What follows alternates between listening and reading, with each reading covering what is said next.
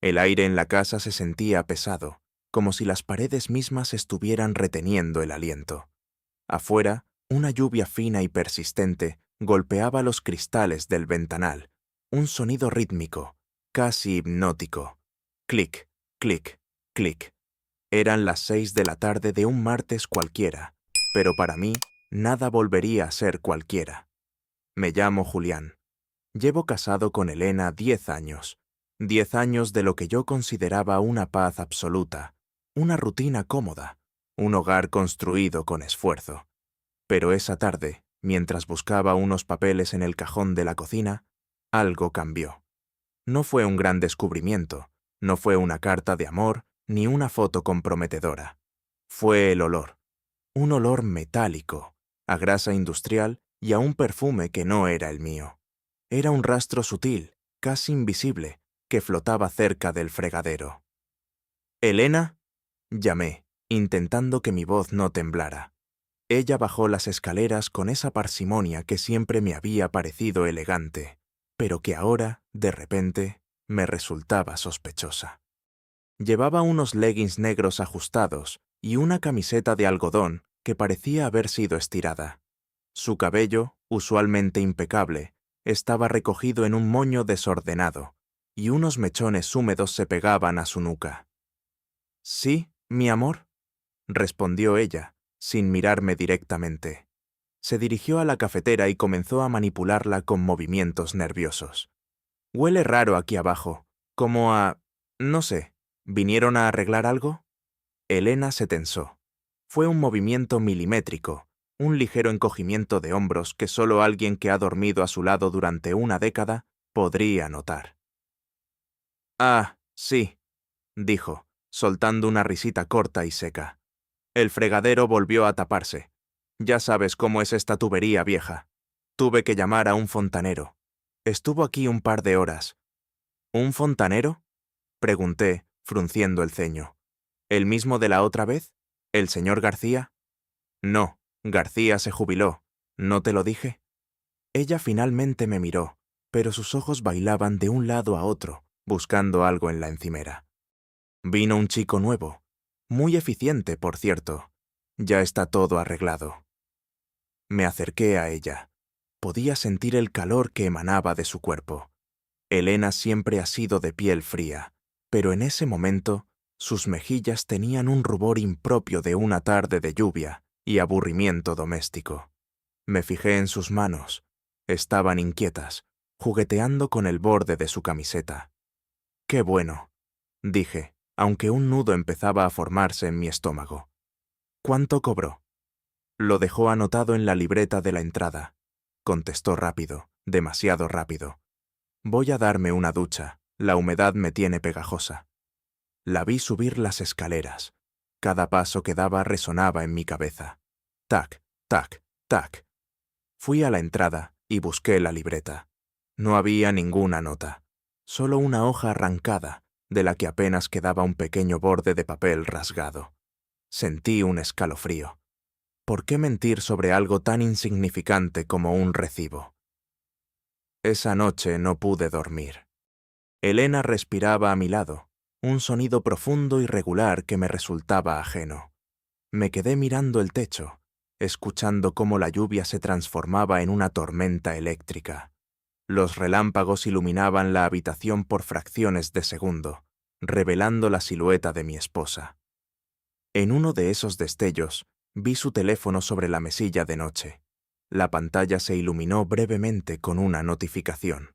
No pude evitarlo. Me estiré con cuidado, conteniendo la respiración, sintiendo el latido de mi corazón en la punta de los dedos. El teléfono estaba bloqueado, pero la notificación seguía ahí, flotando en la oscuridad. «Mañana a las 10. Traigo las herramientas grandes». No había nombre, solo un número de teléfono que terminaba en 44. Sentí que el mundo se inclinaba. Herramientas grandes. Podría ser algo profesional, claro. Un fontanero hablando de tuberías. Pero, ¿a las 10 de la noche? ¿Por qué el mensaje llegaba a esa hora si el trabajo ya estaba arreglado? Al día siguiente, fingí irme a la oficina a las 8 de la mañana. Me despedí de ella con un beso en la mejilla. Estaba fría de nuevo. Sus labios apenas rozaron mi piel, una caricia mecánica, vacía de cualquier emoción. «Que tengas un buen día, Julián», me dijo, mientras cerraba la puerta. «Tú también, descansa», respondí, con un tono que pretendía ser normal. Cerré la puerta principal, pero no subí al coche. Caminé por el callejón lateral y me colé en el garaje del vecino, que estaba vacío porque se habían ido de vacaciones. Desde allí, tenía una vista perfecta de nuestra puerta trasera y de la entrada principal. 9 de la mañana. El cielo estaba gris, un color plomizo que parecía aplastar las casas del vecindario. El silencio era total, roto solo por el ladrido lejano de un perro. 9:30. Empecé a pensar que era un paranoico, que Elena tenía razón, que la casa era vieja y que yo estaba proyectando mis miedos en un simple mensaje de texto. Estuve a punto de salir de mi escondite, muerto de vergüenza, cuando vi aparecer una furgoneta blanca. No tenía logotipos. No decía Fontanería García ni nada por el estilo. Era una furgoneta vieja, con abolladuras en los costados y los cristales traseros oscurecidos. Se detuvo justo frente a mi casa. Un hombre bajó del vehículo. No era el viejo García. Era un tipo joven, quizás de unos 30 años, con los hombros anchos y el cabello negro y revuelto. Llevaba unos pantalones de trabajo manchados y una camiseta de tirantes que dejaba ver unos tatuajes desgastados en los brazos. No llevaba una caja de herramientas profesional, sino una simple bolsa de lona colgada al hombro. Elena abrió la puerta antes de que él siquiera llamara. No hubo saludos formales, no hubo «Buenos días, pase usted». Ella simplemente se hizo a un lado y él entró con una familiaridad que me revolvió las entrañas. Lo más doloroso no fue que entrara, sino la forma en que ella cerró la puerta, con suavidad, girando la llave 2 veces. El sonido del cerrojo encajando sonó en mis oídos como un disparo. Me quedé allí, paralizado. El frío del suelo del garaje empezó a trepar por mis piernas, pero no me moví. Mis ojos estaban clavados en la ventana de la cocina. Pasaron 10 minutos. 15. Decidí moverme. Rodeé la casa con el sigilo de un animal herido. El césped estaba empapado y mis zapatos se hundían en el barro, pero no me importaba. Llegué a la parte trasera, donde la ventana del sótano queda a ras de suelo. Las tuberías principales pasan por ahí. Si realmente estaba arreglando algo, estarían en el sótano. Me agaché y pegué el oído al pequeño respiradero. Al principio, solo escuché el goteo constante de una fuga que yo no sabía que existía. Pero luego llegaron las voces. «Te dije que no vinieras tan temprano». Era la voz de Elena. Sonaba distinta. No era la voz cansada y monótona que usaba conmigo. Era una voz vibrante, cargada de una energía nerviosa. «El marido se fue, ¿no?», preguntó él. Su voz era ronca, profunda, con un acento rudo que contrastaba con la sofisticación de Elena. «Sí, se fue, pero siempre tiene esa manía de olvidar cosas. Tenemos que ser rápidos». «Rápidos no es mi estilo, nena. Tú lo sabes». Escuché una risa que conocía bien, pero que nunca había sido dirigida a mí de esa manera. Era una risa cómplice, sucia. Luego, el sonido de algo pesado siendo arrastrado por el suelo de cemento. Y después, silencio. Un silencio que dolía más que cualquier palabra. No aguanté más. Tenía que verlo.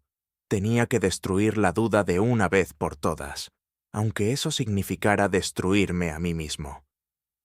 Rodeé la casa hacia la entrada trasera. Sabía que Elena siempre dejaba una copia de la llave escondida dentro de una maceta falsa de plástico, un secreto que compartíamos por si alguno olvidaba las llaves. Metí la mano en la maceta. Mis dedos rozaron el metal frío. Saqué la llave. Mi mano temblaba tanto que me costó encajarla en la cerradura. El sudor me perleaba la frente a pesar del frío. Sentía náuseas. Cada fibra de mi ser me gritaba que diera media vuelta, que me fuera, que fingiera que nada pasaba y que mantuviera mi mentira de felicidad. Pero la curiosidad es un veneno que, una vez que entra en la sangre, no te deja descansar. Giré la llave. El mecanismo hizo un ruido mínimo, casi imperceptible. Empujé la puerta 1 centímetro, luego 2. Entré en la cocina. El olor que había sentido el día anterior era ahora mucho más fuerte. Metal, grasa y ese perfume, pero ahora mezclado con algo más. Un rastro de sudor y de algo primitivo. Caminé de puntillas sobre el suelo de madera, evitando las zonas que sabía que crujían. Me dirigí hacia la puerta del sótano, que estaba entornada. Una luz tenue subía por las escaleras. Me asomé por el hueco de la puerta. El sótano de nuestra casa es un lugar oscuro, lleno de cajas viejas, muebles cubiertos con sábanas blancas y las tuberías oxidadas que siempre daban problemas. En el centro, bajo la única bombilla que colgaba del techo, estaban ellos. Él estaba de espaldas a mí. Se había quitado la camiseta. Sus músculos se tensaban bajo la luz amarillenta mientras manipulaba una de las tuberías grandes. Elena estaba de pie frente a él, observándolo.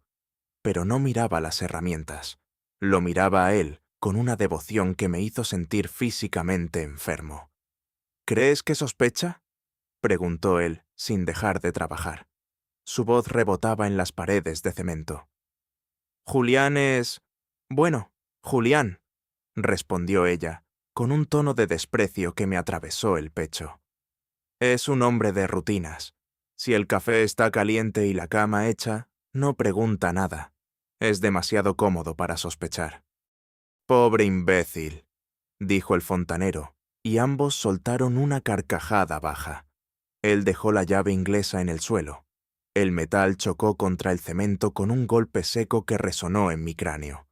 Se limpió las manos en un trapo sucio y luego, sin previo aviso, agarró a Elena por la cintura y la sentó sobre la lavadora vieja. Ella soltó un pequeño grito de sorpresa que se transformó rápidamente en un gemido. Yo estaba allí, a menos de 3 metros, oculto por la oscuridad de la escalera, viendo cómo el mundo que había construido se desmoronaba en pedazos. Vi cómo él le quitaba el moño y su cabello caía sobre sus hombros. Vi cómo ella lo atraía hacia sí con una urgencia que nunca había mostrado conmigo en 10 años de matrimonio. ¿Y si vuelve?, susurró ella entre besos. Que vuelva, respondió él con una confianza brutal. Si nos encuentra, le diré que estoy arreglando lo que él no supo cuidar. Mis dedos se cerraron sobre el marco de la puerta. Estaba a punto de irrumpir, de gritar, de lanzarme sobre él. Pero algo me detuvo. Una idea oscura, una semilla de algo que no era solo rabia, empezó a germinar en mi mente. Si los interrumpía ahora, ellos ganarían. Él era más joven, más fuerte. Ella simplemente me miraría con lástima antes de irse con él. No. Yo quería algo más. Quería que esto doliera. Quería ver hasta dónde eran capaces de llegar. Saqué mi teléfono del bolsillo. Puse la cámara en silencio. Empecé a grabar.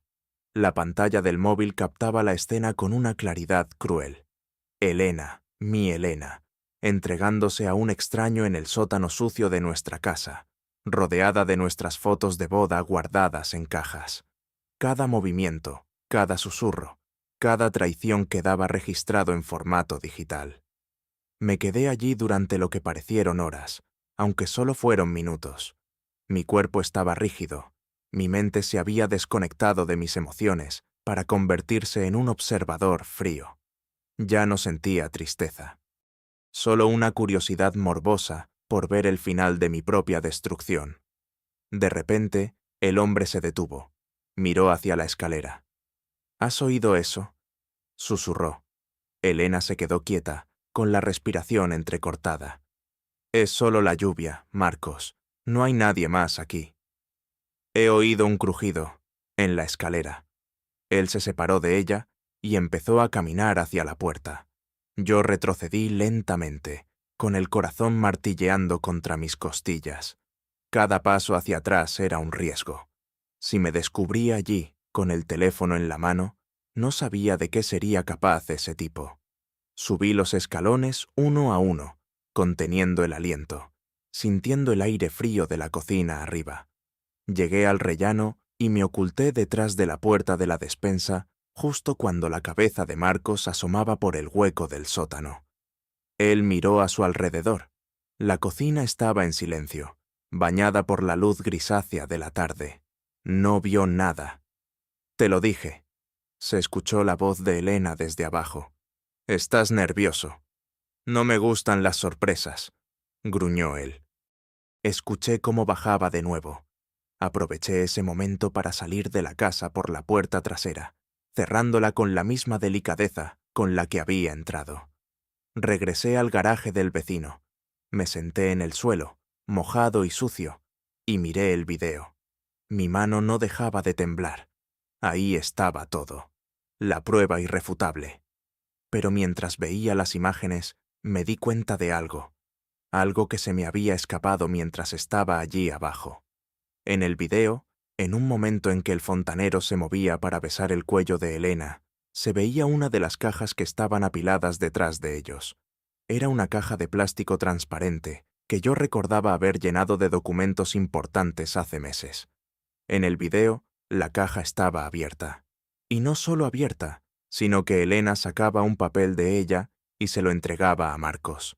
Él lo miraba rápidamente, asentía y se lo guardaba en el bolsillo del pantalón antes de volver a abrazarla.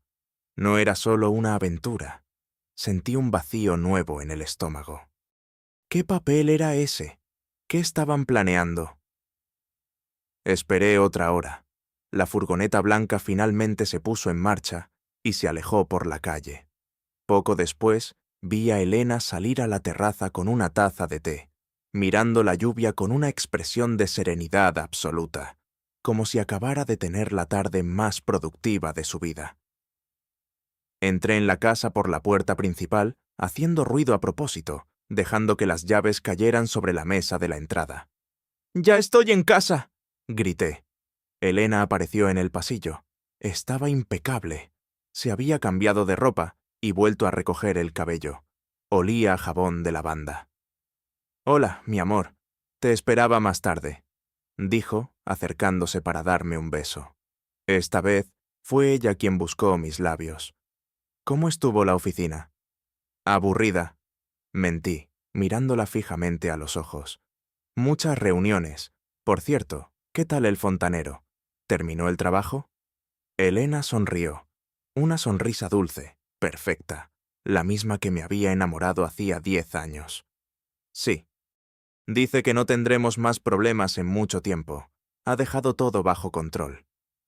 «Me alegra oír eso», dije, devolviéndole la sonrisa, mientras sentía el peso del teléfono en mi bolsillo. «Porque yo también he estado haciendo algunas reparaciones hoy». Ella frunció el ceño ligeramente, un pequeño pliegue de duda cruzando su frente. «¿Ah, sí? ¿De qué tipo?» «De las que aseguran el futuro, Elena. De las que aseguran que nadie pueda volver a romper nada en esta casa». Me di la vuelta y fui hacia el sótano. «¿A dónde vas?», preguntó ella, siguiéndome. Su voz había subido un tono. «Solo quiero ver cómo quedó el trabajo», dije, abriendo la puerta del sótano. «Quiero ver exactamente qué es lo que Marcos ha arreglado». Elena se detuvo en seco al oír el nombre. Sus pupilas se dilataron y el color desapareció de su rostro en un instante. «¿Cómo sabes su nombre? Yo no te lo dije». Me detuve en el primer escalón y me giré para mirarla. La luz de la cocina le daba por la espalda, convirtiéndola en una silueta oscura, casi fantasmal. «No me lo dijiste tú, Elena. Me lo dijo el video». Saqué el teléfono y le di al play. El sonido de sus propios gemidos y de la risa de Marcos llenó el pasillo. Elena se llevó las manos a la boca. Dio un paso atrás, tropezando con el paragüero. «Julián, yo puedo explicarlo». Empezó a balbucear, pero sus ojos no estaban fijos en el video de su traición. Sus ojos estaban clavados en la caja de documentos que se veía detrás de ellos en la pantalla. No quiero explicaciones sobre lo que hiciste en la lavadora, dije con una calma que me asustaba a mí mismo. Quiero que me digas qué papel le diste. Quiero saber por qué mi póliza de vida y los títulos de propiedad de esta casa estaban en manos de un fontanero que apenas conoces. Elena guardó silencio. Ya no era la mujer asustada que acababa de ser descubierta. Su expresión cambió. Se enderezó y por primera vez en años vi a la verdadera mujer que tenía frente a mí. Una frialdad gélida emanó de ella. ¿Realmente quieres saberlo, Julián?, preguntó con una voz que ya no tenía rastro de nerviosismo. Porque una vez que lo sepas, no habrá vuelta atrás. Se acercó a mí lentamente. Yo no retrocedí. Habla, exigí. Ese papel no era para él, susurró ella, acercándose a mi oído. Era para el hombre que viene después de él, el que sabe cómo hacer que un accidente con el gas parezca una negligencia del dueño de la casa. En ese momento, sentí un fuerte golpe en la nuca. El mundo se volvió borroso. Caí de rodillas, el teléfono resbalando de mis manos y cayendo por las escaleras del sótano, rebotando en cada peldaño. Cloc, cloc, cloc. Antes de perder el conocimiento, vi unas botas de trabajo manchadas de grasa pararse frente a mí. Te dije que no me gustaban las sorpresas, dijo la voz de Marcos. Lo último que vi antes de que todo se volviera negro fue a Elena recogiéndose el cabello de nuevo, mirándome con una indiferencia absoluta. Es una pena, Julián, la oí decir. Realmente te quería, pero la casa vale mucho más que tu compañía. Sentí cómo me agarraban de los brazos y me arrastraban hacia la oscuridad del sótano. El frío del cemento contra mi mejilla fue lo que me devolvió a la conciencia. Mis oídos pitaban, un sonido agudo y constante que parecía taladrarme el cráneo. Intenté moverme, pero mis manos estaban atadas a la espalda con una cuerda de nylon que se hundía en mi piel. Estaba en el suelo del sótano, en el rincón más oscuro, cerca de la caldera. Ya está despertando. Escuché la voz de Marcos. Estaba sentado en mi mesa de trabajo, jugueteando con un destornillador. Elena estaba apoyada contra la lavadora, la misma donde hacía una hora se entregaba a él. Ahora sostenía un fajo de papeles y mi teléfono móvil. Me miró sin rastro de culpa, con una curiosidad casi clínica. Julián, Julián, siempre tan predecible, dijo ella, acercándose. Se puso de cuclillas frente a mi rostro. Si te hubieras ido a la oficina, si hubieras aceptado el café y seguido con tu vida gris, ahora estarías vivo. Mañana habrías muerto por una fuga de gas mientras dormías, sin dolor, sin miedo. Pero tenías que jugar al detective. ¿Por qué? Mi voz salió como un hilo quebrado, áspera por la sequedad de mi garganta. ¿Por qué? Elena soltó una risa seca. Llevamos 10 años casados, Julián. En 10 años no has cambiado ni una sola vez el color de las paredes. No has propuesto un viaje que no sea a la casa de tus padres. Eres un hombre muerto que camina. Y yo quiero vivir. Y para vivir como yo quiero, necesito el dinero del seguro y la venta de esta propiedad. Marcos es solo el medio para un fin. Marcos se levantó y caminó hacia mí. Sus botas pesadas resonaban en el sótano. Se inclinó y me agarró del cabello, obligándome a mirar hacia arriba. No te lo tomes como algo personal, amigo, dijo él con una sonrisa cruel. Es solo que tu mujer tiene mucha imaginación, y yo tengo muchas deudas. Él se levantó y se dirigió a la tubería principal del gas, la que estaba detrás de la caldera. Sacó una llave inglesa de su bolsa. El sonido del metal chocando contra el metal me hizo estremecer. El plan ha cambiado, Marcos, intervino Elena, revisando mi teléfono. El video que grabó está en la nube. Si lo matamos aquí ahora y la policía encuentra esto, estamos acabados. Marcos se detuvo y la miró con el ceño fruncido. ¿En la nube? ¿Qué significa eso? Significa que si él muere, sus archivos se quedan ahí, explicó ella, frustrada. Tenemos que borrarlo desde su cuenta principal. Julián, dame la contraseña de tu almacenamiento externo. Ahora.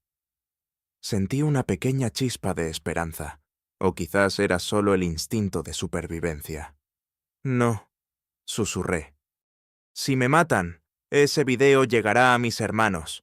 Mañana mismo sabrán quiénes son ustedes. Elena se acercó y me propinó una bofetada que me hizo girar la cara. El sabor metálico de la sangre inundó mi boca. «No estás en posición de negociar», siseó ella. «Marcos, haz que hable». Lo que siguió fueron minutos que se sintieron como siglos. Marcos no era un profesional de la tortura, pero sabía cómo causar dolor. Usó sus herramientas: el frío del acero contra mis dedos, la presión de la llave inglesa en mis costillas. Cada vez que estaba a punto de desmayarme, me echaban un cubo de agua helada. «¡La contraseña!», gritaba Elena, perdiendo su compostura elegante. A través del dolor, empecé a notar algo. Marcos estaba nervioso. Cada vez que escuchaba un ruido arriba, un coche pasando o el viento golpeando una rama, se sobresaltaba. Elena, por el contrario, se volvía más fría, más calculadora. «Déjame a solas con él», dijo finalmente Elena, apartando a Marcos. «Sube y vigila la entrada. Si alguien llega, diles que estamos arreglando una fuga urgente». Marcos asintió, limpiándose el sudor de la frente con el trapo sucio, y subió las escaleras. El sótano quedó sumido en un silencio tenso, solo roto por el goteo constante de la tubería que ellos mismos habían manipulado. Elena se sentó en el suelo, frente a mí. Me limpió la sangre de la cara con la manga de su propia blusa cara. Su tacto era extrañamente suave. «Julián», dijo en un susurro, «sé que me odias, pero piénsalo. Marcos es un animal. En cuanto tenga el dinero, se irá y me dejará sola. O peor, me matará a mí también». La miré, confundido. Sus ojos brillaban con una intensidad diferente. «¿Qué estás diciendo?», pregunté. «Dime la contraseña», insistió ella, acercándose más. «Borraré el video. Luego, cuando Marcos baje a terminar el trabajo, tú tendrás esto». Ella deslizó discretamente un pequeño bisturí de manualidades que yo guardaba en mi mesa de trabajo hacia mi mano atada. «Corta las cuerdas cuando él esté de espaldas», continuó ella. «Yo lo distraeré. Nos desharemos de él. Diremos que entró a robar, que tú te defendiste. Serás un héroe. Salvaremos el matrimonio, Julián. Podemos empezar de cero en otro lugar, con el dinero de él». Mi mente trabajaba a 1000 por hora. ¿Era una trampa? ¿O Elena realmente tenía miedo de su amante? El bisturí estaba ahí, frío contra mis dedos. «La contraseña es Elena 10», dije, mi voz apenas un susurro. Ella sonrió. Era la sonrisa de siempre. Tecleó en el teléfono, navegó por los archivos y con un movimiento rápido, borró la carpeta. «Listo», dijo ella levantándose. «Ahora, prepárate». Elena llamó a Marcos. Él bajó las escaleras casi de inmediato, impaciente. «¿Ya está?», preguntó él. «Ya está», respondió ella, dándose la vuelta para mirarlo. «Julián ha cooperado. Dice que entiende que nuestro amor es más fuerte». Marcos soltó una carcajada burlona. «¿En serio? Qué patético eres, Julián». Se acercó a la caldera, dándome la espalda para recoger su pesada bolsa de herramientas. Era el momento. Empecé a cerrar la cuerda con el bisturí. El nylon era resistente, pero el filo era nuevo. Sentía cómo las hebras se rompían una a una. Zas, zas, zas. «Marcos», dijo Elena, caminando hacia él y rodeando su cuello con los brazos. «¿Estás seguro de que quieres hacerlo tú? Puedo abrir el gas y dejar que el tiempo haga el resto». «No», gruñó él, apartándola suavemente. «Hay que asegurarse de que la válvula quede mal sellada para que parezca un accidente». Mis manos quedaron libres. La sangre volvió a circular por mis muñecas, causándome un dolor punzante. Me mantuve en la misma posición, ocultando mis manos detrás de mi espalda. Marcos se arrodilló frente a la válvula del gas, justo al lado de la caldera. Estaba totalmente concentrado. «Ahora», susurró Elena. Me impulsé con todas las fuerzas que me quedaban. No fui a por Marcos. Fui a por el estante de metal que estaba justo encima de ellos, lleno de botes de pintura y disolventes. Lo empujé con el hombro con un grito de rabia pura. El estante cedió. Los botes cayeron sobre Marcos, cegándolo con pintura blanca y líquida inflamable. Él gritó, llevándose las manos a la cara. «¡Elena, ayúdame!», rugió él tropezando. Miré a Elena, esperando que cumpliera su parte. Pero ella no se movió hacia él. Se movió hacia la puerta del sótano. En su mano no había ninguna intención de ayudarme. Tenía un encendedor. Mi encendedor plateado favorito que yo creía perdido. «Lo siento, Julián», dijo ella, con una calma que me heló la sangre. «Pero Marcos tiene razón en algo. Eres predecible. Sabía que intentarías algo así». Elena lanzó el encendedor encendido hacia el charco de disolvente que se extendía desde los pies de Marcos hacia la caldera. «¡No!», grité. El fuego no fue una explosión cinematográfica. Fue un estallido sordo, una lengua de fuego azul y naranja que subió instantáneamente por las piernas de Marcos. Él se convirtió en una antorcha humana en segundos, gritando de una forma que no parecía humana. El fuego alcanzó la válvula del gas que Marcos había dejado abierta. Elena cerró la puerta del sótano desde fuera. Escuché el doble giro de la llave. Clac, clac. «¡Elena! ¡Abre!», grité, golpeando la madera con los puños, mientras el calor empezaba a quemarme la piel. «El seguro paga el doble por muerte accidental de ambos». Su voz llegó desde el otro lado, distorsionada por la madera. «Adiós, Julián. Gracias por la contraseña». Me quedé allí, en medio del infierno. El cuerpo de Marcos ya no se movía. Era solo una masa informe envuelta en llamas. El sótano se llenaba de un humo negro y denso. El gas silbaba, alimentando el incendio. Busqué desesperadamente una salida. La pequeña ventana del sótano era demasiado estrecha. Los cimientos eran de hormigón. Estaba atrapado en mi propia tumba. Me dejé caer al suelo, donde el aire era un poco más respirable. Mi mirada cayó sobre mi teléfono, que Elena había tirado antes de subir. La pantalla estaba rota, pero seguía encendida. Ella pensaba que había borrado el video, pero Elena no sabía de tecnología tanto como creía. Yo no usaba una nube. Yo usaba dos. El sistema de respaldo automático acababa de subir una copia de seguridad a un servidor privado que ella no conocía. Con los dedos temblorosos, entré en la configuración. No envié el video a la policía. No lo envié a mis hermanos. Lo envié al teléfono de Marcos. Sabía que él tenía activada la lectura en voz alta para los mensajes cuando estaba trabajando. Segundos después, desde el bolsillo del pantalón del cadáver en llamas, una voz robótica y metálica empezó a sonar, alzándose por encima del rugido del fuego. «Mensaje de Julián. Elena te ha traicionado. El papel que te dio no es el título de la casa. Es una orden de alejamiento y una denuncia por acoso que ella firmó ayer.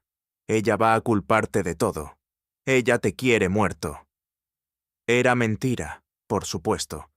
Yo había escrito ese mensaje en un último acto de malicia pura, mientras agonizaba. Pero lo que no esperaba es que Marcos no estuviera muerto. El bulto en llamas se agitó.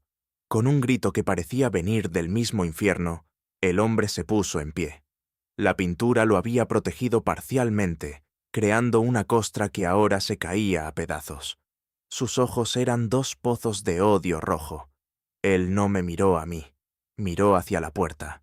Con una fuerza sobrehumana, Marcos se lanzó contra las escaleras. Sus pasos incendiaban la madera a cada paso. Llegó a la puerta del sótano y con el hombro la derribó de un solo golpe. Escuché el grito de terror de Elena arriba. «¡Marcos! ¡No! ¡Estás vivo!», gritaba ella. «¡Zorra!», rugió él. Me arrastré hacia la escalera, viendo cómo el fuego consumía la casa. A través de la puerta rota, vi la escena final en el pasillo de la cocina. Marcos, envuelto en llamas, había alcanzado a Elena. La rodeaba con sus brazos ardientes, en un abrazo final y mortal. Ella luchaba, golpeándolo, pero él no la soltaba. Era un baile macabro de sombras y fuego en medio de nuestra sala de estar. «Nos vamos juntos, nena», decía Marcos con una voz que era puro humo. La casa entera vibró. La acumulación de gas finalmente alcanzó el punto crítico. Cerré los ojos. Desperté días después en el hospital. Soy el milagroso superviviente. Dicen que la explosión me lanzó hacia el rincón más profundo del sótano, donde un muro de carga me protegió del derrumbe. Elena y Marcos fueron encontrados entre los escombros, unidos en un abrazo carbonizado que los forenses no pudieron separar.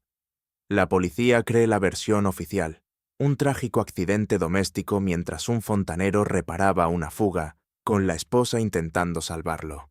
He cobrado el seguro. Mucho dinero. A veces, por la noche, escucho el sonido de la lluvia. Clic, clic, clic. Y recuerdo el olor a gas y metal. Lo que nadie sabe, lo que la policía nunca encontró, es que el video de la traición de Elena sigue en mi poder. No lo borré. Lo veo todas las noches antes de dormir. Pero no lo veo por la traición. Lo veo por el final. Porque cuando veo las llamas consumiéndolos, siento algo que nunca sentí en 10 años de matrimonio. Siento que, por fin, la rutina se ha roto para siempre.